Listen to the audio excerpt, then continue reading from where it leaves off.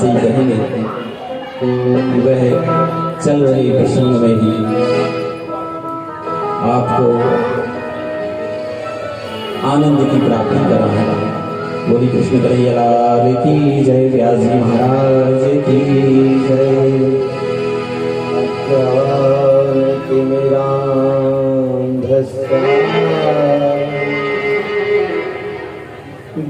ज्ञानांजन इसलाकया चक्षुरुन्मीलितं येन तस्मै श्री गुरुवे नमः। करता कर न कर सके गुरु करे सो होय। तीन लोक नौ खंड में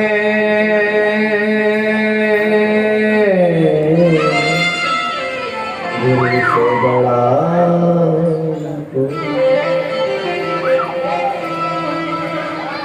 परम आदरणीय, परम पूज्य, परम श्रद्धेय सतगुरुदेव, आपके चरणों में कोटि कोटि दंडवत प्रणाम नमन। आपके आशीर्वाद, आपकी कृपा और वह आज बंधुओं गुरुदेव हमको अध्ययन करा। यहाँ से इंदौर से धार जिले में नर्मदा किनारे समीपस्थ बिल्कुल तट पर कोटेश्वर कनक बिहारी आश्रम। भगवान की मुझे तो यह दिख रहा है कि बहुत बड़ी कृपा।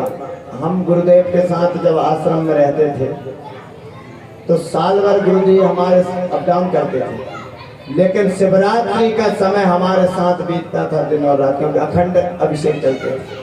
लेकिन आज कितनी बड़ी कृपा है मेरे गुरु जी, तो यही भगवान का प्रसाद है। और जब भगवान का प्रसाद मिलता है तो यही आपकी भक्ति दर्शाता है। श्रोता वक्ता चतुर्लभ हम वास्तव में बंधुओं आपके सहयोग से इस पंगु लंघ्यते गिरिवर गहन पहाड़ को चढ़ गया। 1.25 लाख शंकर जी और साथ में भागवत पुराण, ये सब तो गुरुदेव की कृपा से ही संभव है। मैं कभी कभी विचार करता था कभी योग बनेगा तो, लेकिन कार्य प्रारंभ किया। गुरुदेव का आशीर्वाद सदैव मेरे साथ है और रहेगा, क्योंकि जब भी मैं दुनिया से हार जाता हूं बस गुरु का स्मरण करता हूं, क्योंकि गुरुदेव ने एक ही बात की थी कि हारिए न हिम्मत विसारिए न राम। यदि जीवात्मा में परमात्मा विराजमान है तो बस हृदय को पवित्र करके काम करते चले। भगवान कहते भी हैं क्या, निर्मल मन जन सो ही पावा, निर्मल मन जन सो मोहि पावा, निर्मल मन जन सो मोहि पावा, निर्मल मन जन सो मोहि पावा, निर्मल मन जन सो मोहि पावा, मोहि कपट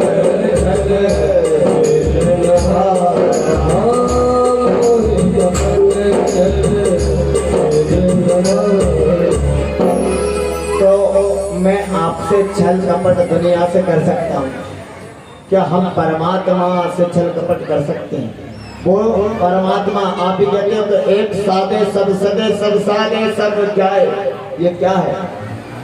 वो गर्मी की तपती धूप में मृग की नाभि से जो कस्तूरी जब है खुशबू छोड़ती है और मृग इधर उधर भटकता है ना। हम भी उस मृग की तरह हैं कि सुगंध हम में से ही निकल रही है, लेकिन हम इधर उधर भटक रहे हैं। कौन सी सुगंध? ईश्वर अंश जीव अविनाशी, ईश्वर अंश जीव अविनाशी, ईश्वर अंश जीव अविनाशी, ईश्वर अंश जीव अविनाशी, चेतन अमर सहज सुखरा चेतन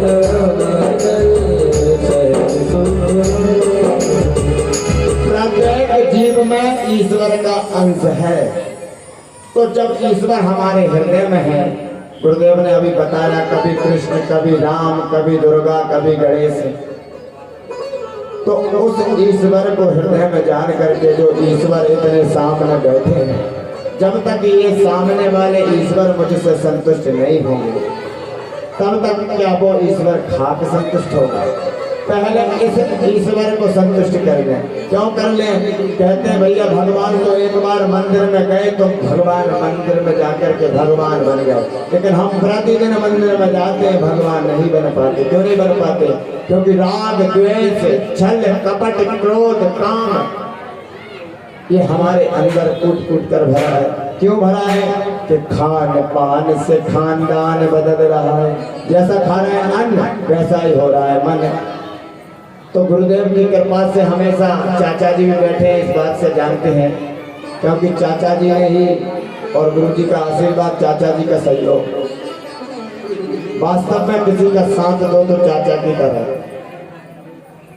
2009 से लेकर अब तक गुरु जी ने जब आश्रम में अध्ययन कराया, इसके बाद ये 75वीं कथा, निःशुल्क कथा करना, और गुरु जी के आशीर्वाद से आज तक कहीं भी कोई दिक्कत नहीं आई। इससे पहले ही गुरु जी के गांव में नरेला में गए थे हम, लेकिन हमें कंफ्यूज हो गया। बैरसिया में 2 नरेला थे, लेकिन वो दूसरे नरेला में गए तो बड़ा दुख हुआ। तो भगवान की कृपा है। फिर अभी भी कथा हो रही है, और आपके ही नगर में हो सकता है विठ्ठल मंदिर के सामने कथा हो जाए, हो सकता है 5-6 दिन में ही हो जाए। ठाकुर जी की कृपा, अपन क्या कर सकते हैं?